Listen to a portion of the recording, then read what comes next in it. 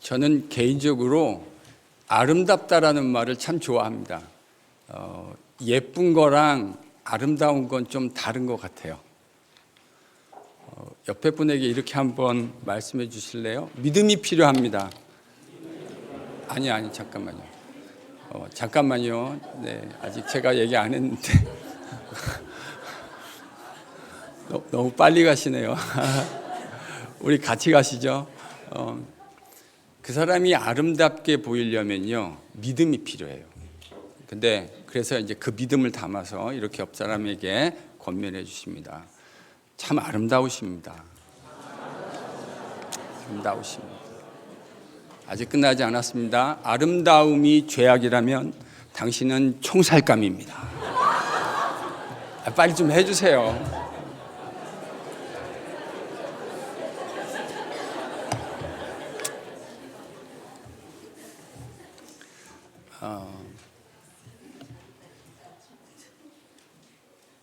저도 제 스타일 아닌 건 알아요. 네. 저도 이거 자주 하지 않습니다.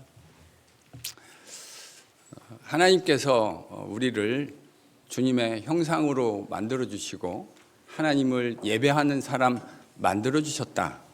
저는 이게 세상에서 일어날 수 있는 가장 큰 기적이라고 믿습니다. 우리가 알지 않습니까? 우리가 예배할 만한 그런 자격 있는 존재가 아니라고 하는 것. 그런데 하나님이 우리를 이 귀한 날 새 창조의 세상을 기억하고 그리스도 안에서 함께 모여 예배할 수 있게 하셨다. 저는 이 사실을 떠올릴 때마다 감사하게 되고 감격하게 됩니다. 이게 우리가 누릴 수 있는 세상에서 제일 큰 축복이 아닐까 싶어요. 목사로서 다양한 신앙의 색채를 가지고 있는 성도들을 보면서 예수님을 잘 믿는다는 게 도대체 뭔가 하는 것을 종종 생각해 보곤 합니다. 어떤 분들에게 신앙이라고 하는 건 정치와 너무나 밀접하게 연관되어져 있는 것 같아요. 저도 되도록이면 그런 이야기를 일부러 잘 끄집어내려고 시도하지는 않습니다. 그런데 어떤 목사님들 중에는 이게 그냥 그 정치 없이 설교가 안 되시는 분들이 계시더라고요. 저는 개인적으로 좀 안타깝다 싶습니다. 당연히 성도의 신앙은 정치적 함의를 가지게 됩니다. 그건 너무 당연한 일이에요. 그러나 정치와 신앙이 하나로 묶여서 돌아가시는 분들을 봐요. 그래서 교회에서도 우리도 그렇잖아요. 눈치가 다 있는데 그거 얘기 안 하려고 합니다. 왜냐하면 서로 불편한 관계에 있고 싶지 않으니까. 그러니까 이제 그런 거에 염증을 느끼는 어떤 성도들은 이렇게 얘기하세요. 난 그런 거 다 관심 없고 마치 수도원 영성처럼 나 혼자 예수님 잘 믿겠다, 독야 청청하겠다. 마음은 알겠는데 그것도 별로 건강해 보이지는 않습니다. 예수 잘 믿는다는 거, 저는 이건 정말 다양한 문맥에서 우리의 외모만큼이나 다양한 모습으로 드러날 수 있겠다, 그렇게 생각합니다. 그런데 누가 뭐래도 예수님을 잘 믿는다는 것은 제자가 되는 것이고, 성경이 그려주는 그림은요, 예수님 가신 길, 제자란 예수님을 가신 길을, 그 가치를 추구하는 사람, 그래서 주님이 가신 그 길을 나도 걷겠다고 생각하는 것. 여러분, 이게 예수를 잘 믿는 것 아닌가? 물론 고민은 생깁니다. 그러면 그 예수님 길을 걸어간다는 건 도대체 어떤 의미를 가지고 있는 것인가? 라는 부분에 들어가면 매우 다양한 모습이 있을 수 있을 것 같아요. 저는 비교적 제자 훈련을 열심히 하려고 하는 마음을 가지고 있는 목사인데, 제가 그 과정에서 주님께 특별히 받은 은혜가 있다면 그것은 사람이 변화하는 것을 목회 현장에서 눈으로 확인하게 된다는 데 있습니다. 교인들이 이렇게 얘기하세요. 사람 잘 안 변합니다. 예, 알 것 같습니다. 여러분이 왜 그런 말씀을 하시는지 저도 알 것 같아요. 근데 저는 그게 신화라고 생각합니다. 왜냐? 다른 사람은 몰라도요, 저는 제자훈련의 자리에서 예수를 잘 믿지 않던 사람이 믿음이 생기고 하나님의 선물로 예수 믿게 되는 걸 수도 없이 목격했기 때문입니다. 뜨뜻미지근한 신앙 상태에 머물러 있던 성도들이 예수님을 만나고 예수님 때문에 감격스러워하고 자신의 인생을 주님을 위해서, 비록 우리의 모든 것들이 보잘것없지만 주님을 위해서 그렇게 쓰여지면 좋겠다 헌신하는 성도를 제가 제자훈련절에서 한두를 본 게 아닙니다. 변화하는 것이죠. 사실 예수님의 길을 따라 걷는 제자로 산다고 하는 모습은 실로 매우 다양한 모습일 수 있겠지만, 여러분 오늘 본문을 보면 그 예수님을 믿어서 주님의 길을 따라 걷는 제자로 산다는 것이 무엇을 의미하는지를 우리로 하여금 묵상하게 해주는 아주 좋은 예가 등장합니다. 그 예를 여러분과 함께 묵상해 보고자 합니다. 지난 시간 소경되었던 자와 그의 부모 바리새인들이 두려움에 붙들려 있다 하는 사실을 묵상했죠. 두려움에 붙들려 있었던 바리새인들의 모습이 여러분 오늘 본문에도 계속해서 등장합니다. 본문을 보면 바리새인들은 처음부터 예수님이 소경을 치유하신 사건, 이걸 공정하게 심의하려고 하는 의도가 없었던 것 같습니다. 어떻게 알 수 있는가? 사심을 내려놓고 그의 심의 과정을 잘 들여다보면 분명하게 알 수 있는 것들이 몇 가지 있습니다. 그들은 소경된 자를 소환해서 네가 어떻게 보게 되었느냐라고 물어봤죠. 소경은 정직하게 이야기했습니다. 예수님 때문에 보게 되었다. 그는 있는 그대로 담백하게 진실을 이야기하죠. 근데 바리새인들은 그 말을 믿지 않았습니다. 그래서 그들이 뭘 했죠? 부모를 소환했습니다. 그래서 부모를 소환해서 신문하는 과정에서 그 소경이었던 사람이 저 부모의 아들이라고 하는 사실과 그가 태어날 때부터 소경이었다고 하는 사실이 확인되었습니다. 그럼 여러분 이 심의 과정에서 뭐가 분명해졌죠? 저 사람은 소경이었었고 소경이었다가 보게 되었는데 그 보게 된 것이 예수라고 하는 사람 때문에 보게 되었구나. 이 사실이 명백해진 겁니다. 왜 그렇죠? 지금 예수님과의 관계를 노골적으로 고백하면 이것이 그들에게 끼칠 수 있는 해악이 뭔지를 알고 있어요. 출교된다는 거. 근데 여러분 이거를 인정하면서 일부러 거짓말을 한다는 게 상식적입니까? 반대면 몰라도요. 이걸 진실로 이야기하면 그 진실 때문에 내가 페이해야 할 페이먼트가 어마어마하다는 사실을 알면서 그것을 일부러 거짓으로 얘기하는 사람은 상식적으로 없을 겁니다. 그런데도 바리새인들은 이 명확한 이야기에 귀를 기울이려 하지 않습니다. 그리고는 24절에 이렇게 이야기합니다. 너는 하나님께 영광을 돌려라. 우리는 저 사람이 죄인인 것을 안다. 인정하지 않으려는 태도죠. 뭐가 진실이냐는 관심 없고 그 사실에 동의하고 싶지 않은 거예요. 예수님 안에서 하나님이 하시는 일이 분명하게 나타나고 있음에도 불구하고 그것을 애써 부인하려 합니다. 그리고 예수님은 이미 죄인이다라고 그들은 그 낙인 찍어 놓았어요.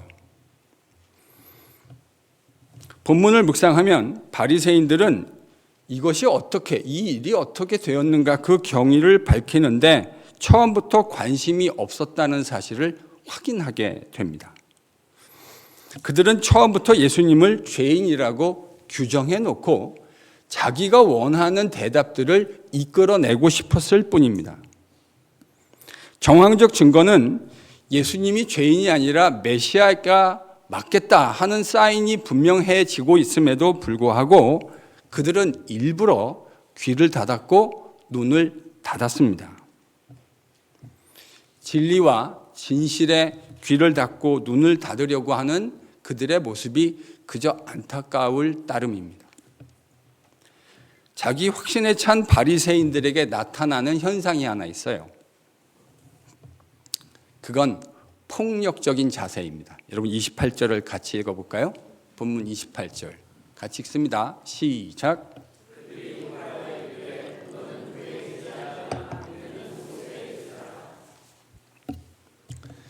욕을 하며 이야기했다. 그러니까 말이 폭력이죠. 여러분, 그 사람의 인격은 그 사람의 말에 달려 있습니다.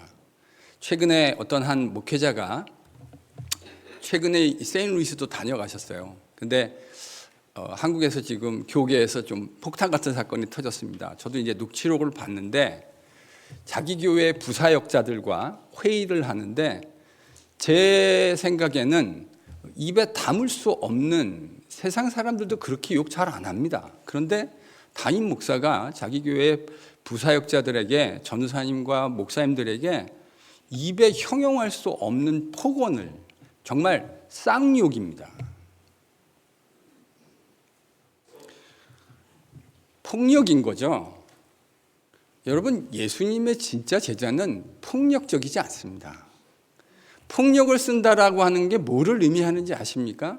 자기가 원하는 것이 잘 되어지지 않으니까 그것을 관철하기 위해서 사람들은 폭력을 사용하는 거예요. 여러분, 앞으로 잘 분별하십시오. 폭력을 사용하고 폭언을 하는 사람은, 그 사람은 예수님의 신실한 제자일 수 없습니다. 건강하지 않은 거죠. 바리새인들은 권위 앞에 굴복해서 그 사람이 죄인이라고, 예수님은 죄인이다 이렇게 말해주기를 기대했는데 그들의 뜻대로 상황이 움직여지지 않았습니다. 그러자 힘없는 그 맹인에게 대놓고 욕하기 시작합니다.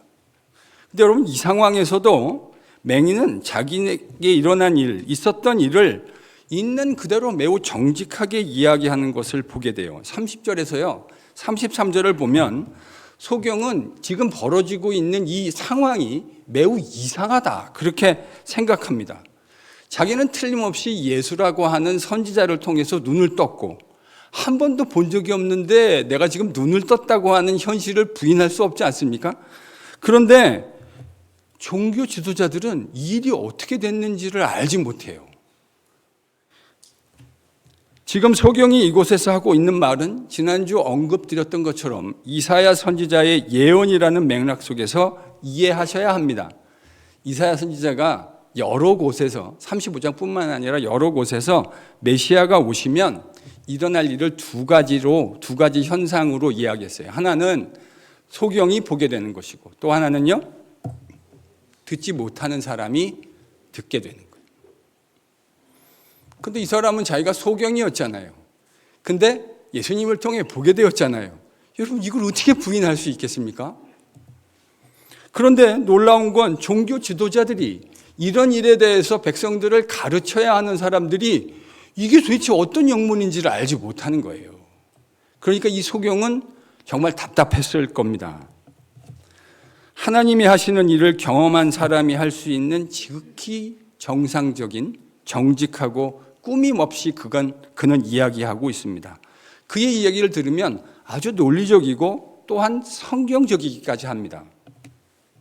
소경이 눈 떠지는 것, 메시아 시대의 명백한 증거라고 그는 마음속에, 많은 진리에 관한 지식은 없었겠지만 그는 자기에게 일어난 일을 부인할 수 없었던 것이죠. 하나님이 하시는 일이 자신의 삶 속에 나타난 것이죠. 이렇게 명백한 주장을 하고 있음에도 불구하고 바리새인들은 이 사람을 폭력으로 대합니다. 34절입니다. 같이 읽어볼까요? 시작.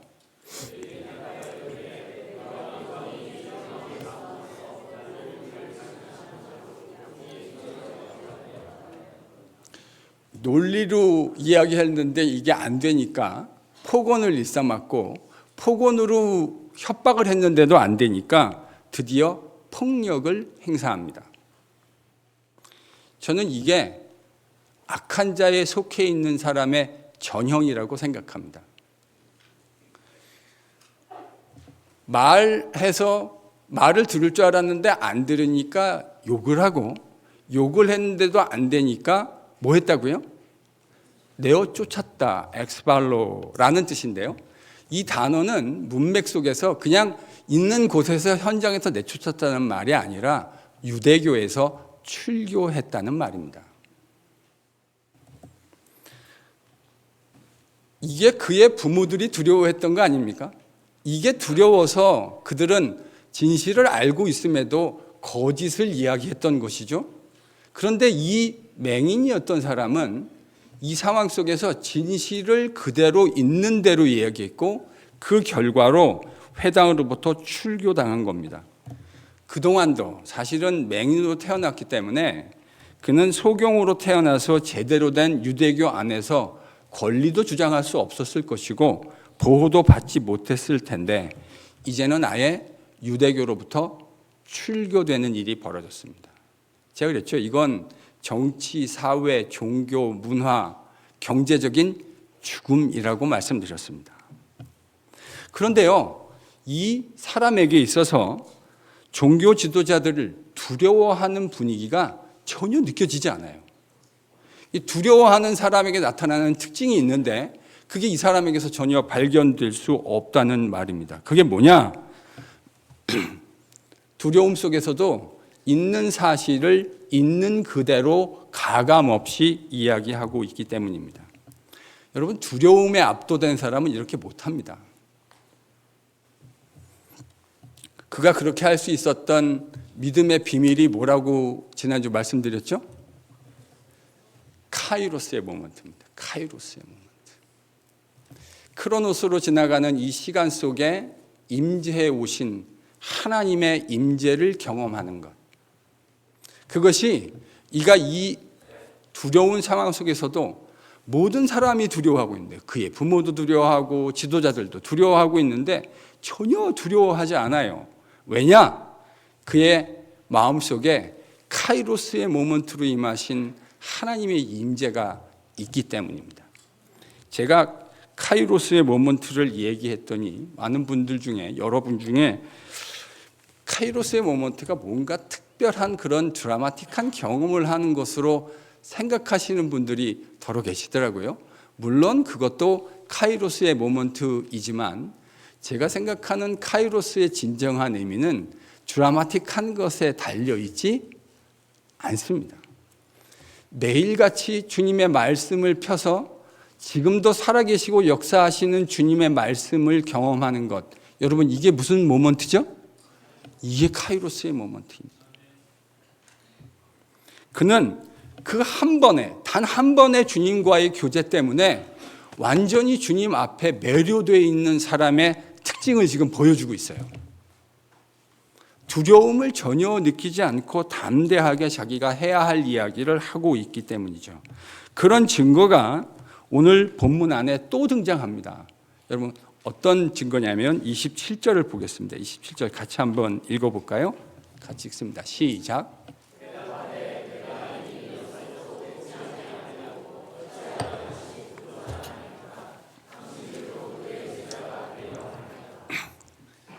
제가 볼 때 이 맹인이었던 사람은 참 영혼이 맑은 사람 같아요. 지금 뭐라 그랬죠? 왜 자꾸 묻습니까? 이미 말씀드렸잖아요. 상황이 어떤 것이라는 거. 여러분이 자꾸 질문을 많이 해봐야 자기는 똑같은 대답밖에 할 수 없는 거죠. 왜 자꾸 묻습니까? 그리고는 참 영혼이 맑은 사람의 대답이 등장합니다. 뭐라 그러냐면 당신들도 제자가 되려 하십니까? 이 말이 참 재밌어요. 당신들도 제자가 되려 하십니까? 이 말 속에 뭐가 함의되어져 있죠? 우리나라 말로는 당신들도라고 하는 한 단어로 되어 있지만 원문에는 이게 카이휘메이스, 당신들도, 정말 좋은 번역이라고 생각합니다. 핵심을, 전곡을 찌른 번역인 거죠. 이 말 속에 뭐가 전제되어 있죠? 누가 이미 제자인 거죠? 이 사람이요. 이 사람은 예수님을 따라서 살겠다고 이미 마음속에 결심했어요. 그 카이로스의 경험을 한 후에 그의 마음속에 그런 마음이 생겼어요. 근데 자꾸 지도자들이 묻는데 대답했는데 또 묻잖아요. 그래서 뭐라고 물었죠? 이런 거예요. 저는 이미 저분을 따르려고 마음을 굳혔는데 당신들도 그런 제자가 되려고 하시는 겁니까? 그래서 계속 꼬치꼬치 캐묻는 겁니까? 그는 메시아가 오시면 맹인의 눈을 뜨게 하신다는 애매하게 해석될 수 없는 이 주님의 말씀을 명확하게 자신의 삶에서 경험했어요. 그러니 의심을 갈 이유가 없죠. 내가 맹인이었는데 주님을 보게 됐는데 그게 저분 때문인 것을 누가 뭐래도 분명하게 확실하게 알고 있는데 이걸 어떻게 애매하게 말할 수 있습니까? 자신의 삶 속에 거부할 수 없는 하나님의 일이 일어나고 있고 하나님의 진리의 말씀대로 되었다는 사실을 믿은 거죠. 그래서 그 마음속에 이미 예수님 제자가 되겠다. 저분이 정확하게 어떤 분인지 아직 신학적으로 정교한 이해를 가지고 있지는 않지만 그를 따르겠다. 그는 이미 결심한 겁니다. 그런데 여러분, 이렇게 제자가 되겠다 마음먹은 사람에게 어떤 일이 일어나죠? 예수님을 믿는 사람, 예수님을 따라 살겠다는 사람에게는 그것에 대해서 제자도의 페이먼트를 지불해야 하는 순간이 옵니다.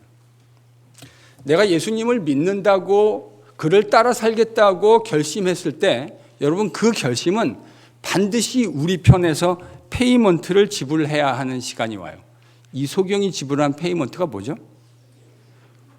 회당에서 출교 나가는 겁니다.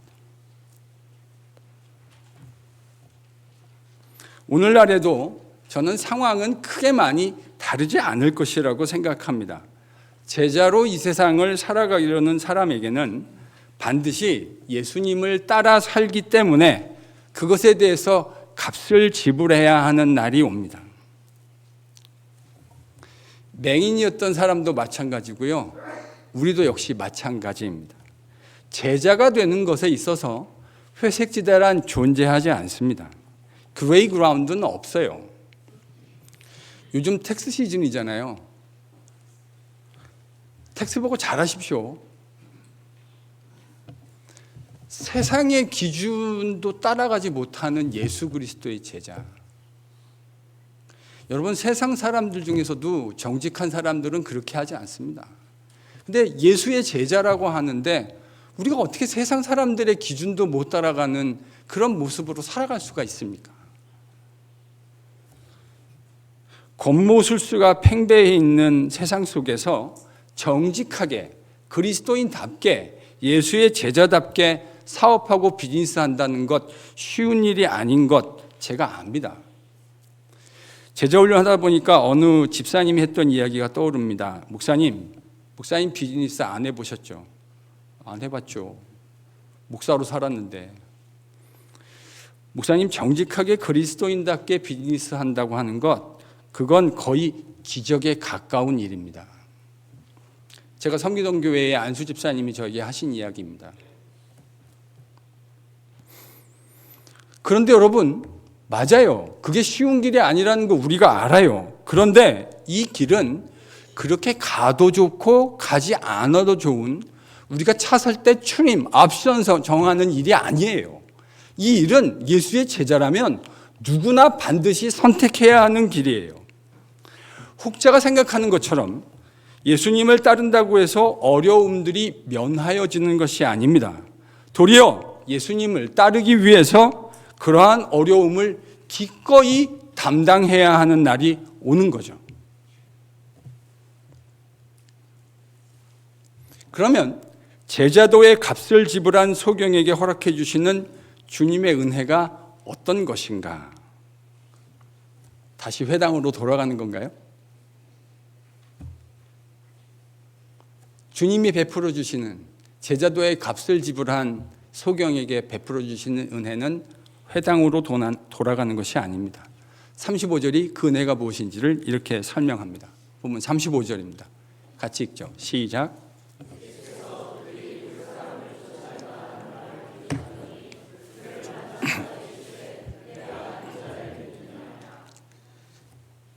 주님이 베풀어 주신 은혜는 주님이 그를 찾아오셨다는 겁니다.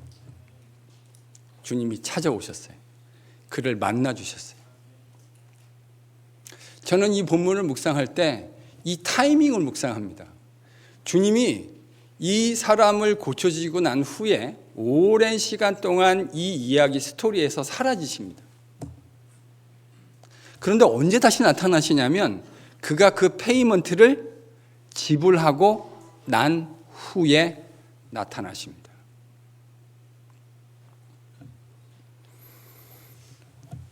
주님은 우리가 주님을 따르기 위해서 기꺼이 우리가 믿는 것에, 그 신념과 확신에 거하는 것에 페이먼트가 요구가 되어진다는 사실을 알고 계세요. 그리고 그 페이먼트를 지불하게 하십니다. 그게 지불되어지고 난 후에 주님은 찾아오십니다. 오늘날에 성도들 중에 이런 얘기 하시는 분들 가끔 만납니다. 교회 오래 다녔는데 주님의 임재를 잘 경험하지 못한다는 거예요. 저는 일일이 그분들의 삶을 다 알 수 없지만 마음속에 이런 생각이 듭니다. 정말 주님의 말씀을 붙들고 살고 계십니까?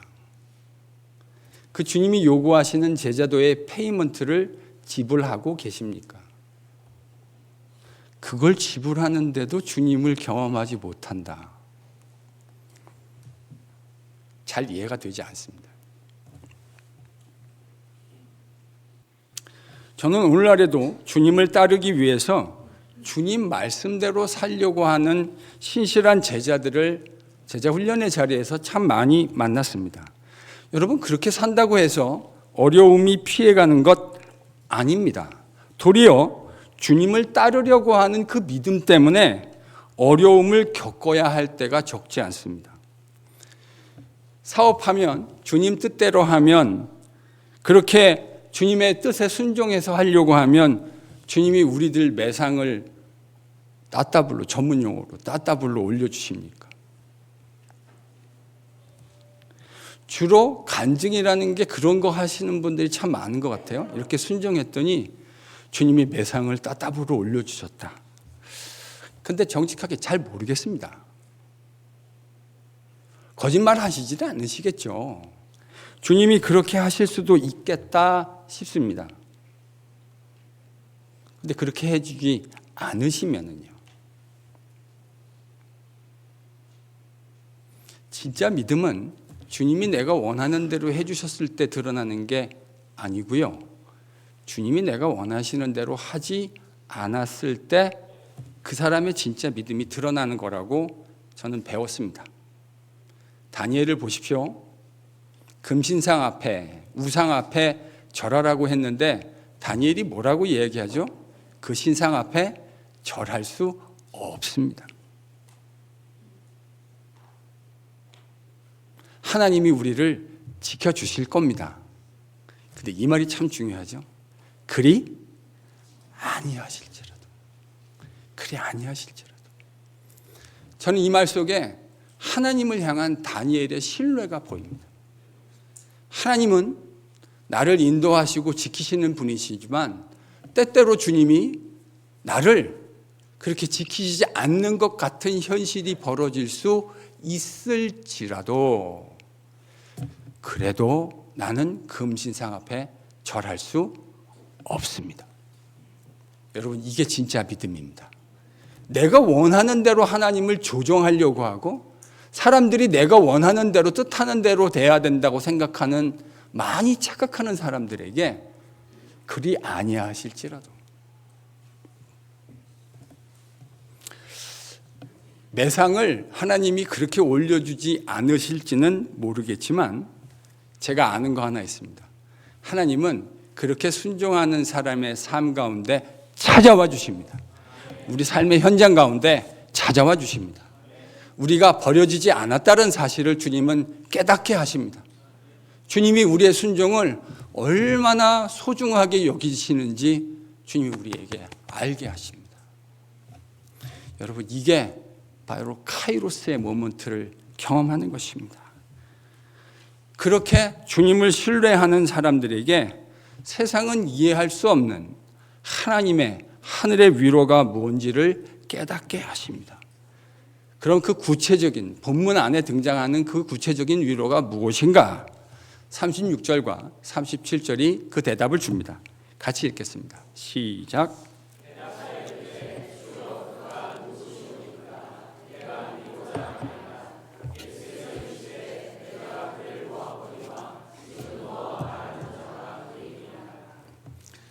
지금 이 사람에게 주어진 하늘의 위로가 뭐죠?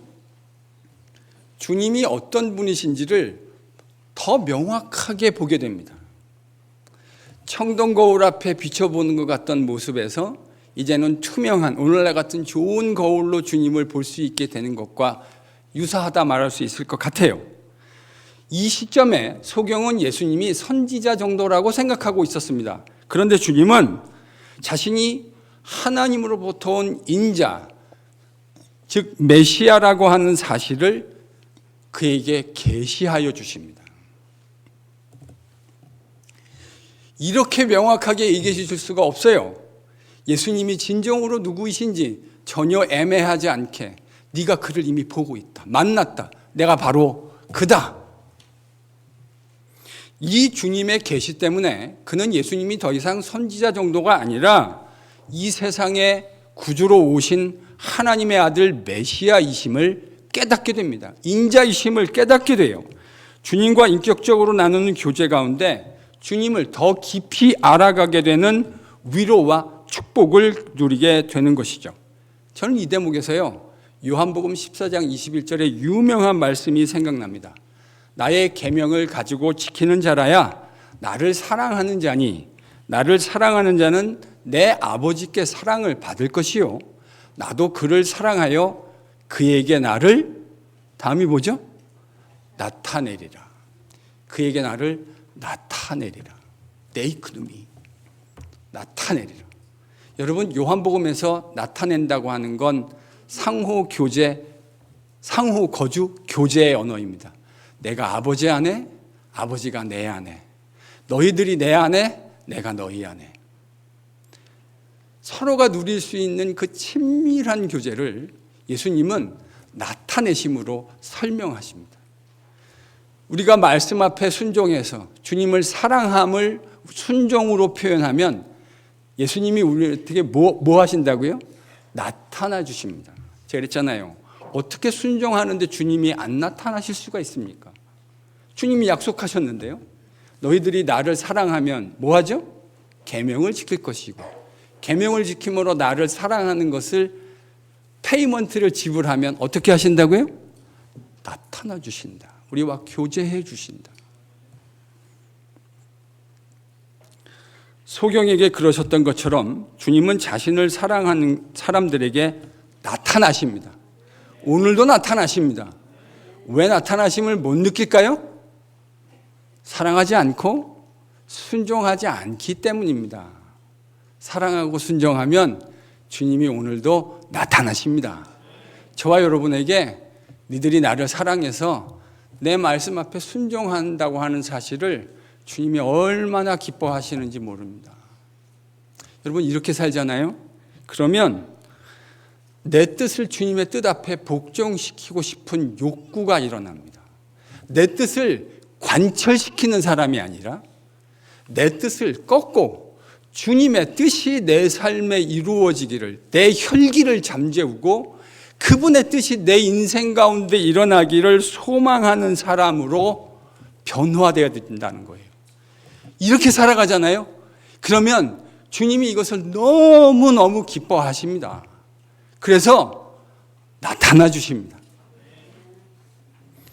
카이로스의 모먼트를 또 경험하는 거죠. 이게 우리를 얼마나 강력하게 만드는지 모릅니다. 제가 원래 좀 쫄보거든요. 겁도 많고 두려움도 많고. 근데 제가 주님과 누리는 이 카이로스의 모먼트를 누리면서 담대해졌어요. 옛날에는 사람들이 뭐라 하면 그거에 막 그 위축돼가지고 그랬는데요. 이제는 사람들이 뭐라 하는 거 별로 위축되지 않습니다. 여러분이 저한테 하실 수 있는 게 뭡니까? 기껏 해봐야 저를 죽이는 거겠죠. 최고로 할 수 있는 게.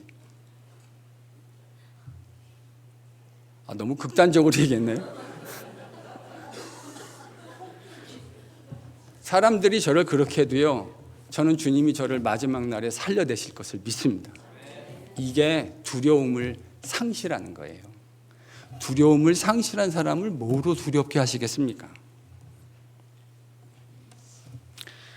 주님이 주님 앞에 순종하려는 저를 찾아오셔서 저를 얼마나 평온하게 하고 얼마나 든든하게 이끄시는지를 제가 수도 없이 많이 경험했습니다.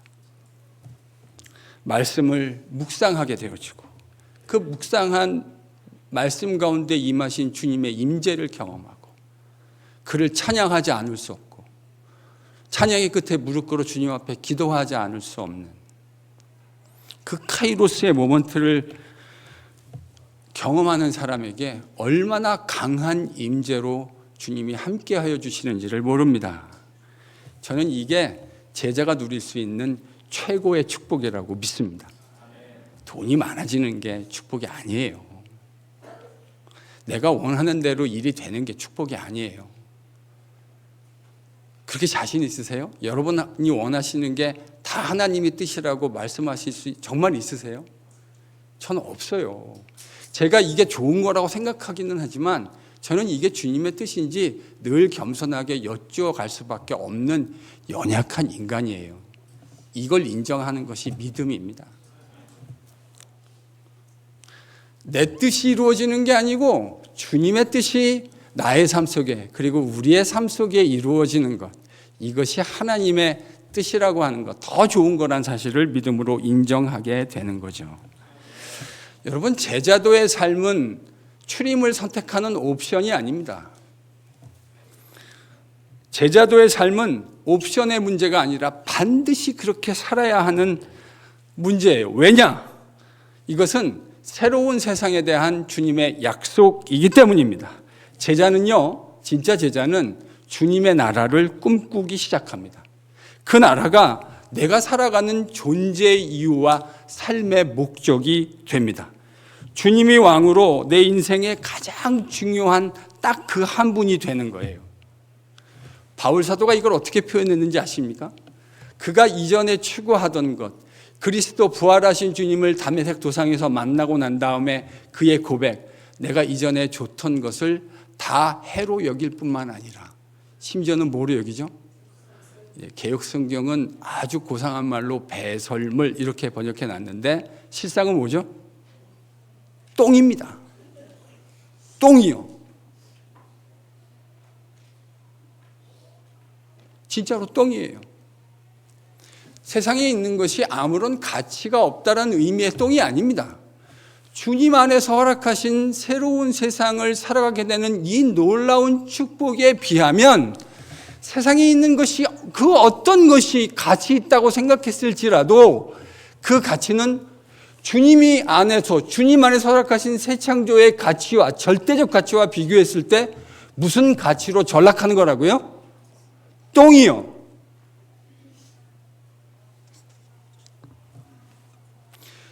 이렇게 되기 때문에요, 그 주님의 가치를 추구하지 않을 수가 없는 거예요. 이거에 비하면 내가 이전에 추구했던 모든 것들은 아무런 가치를 느끼지 못하는 거예요.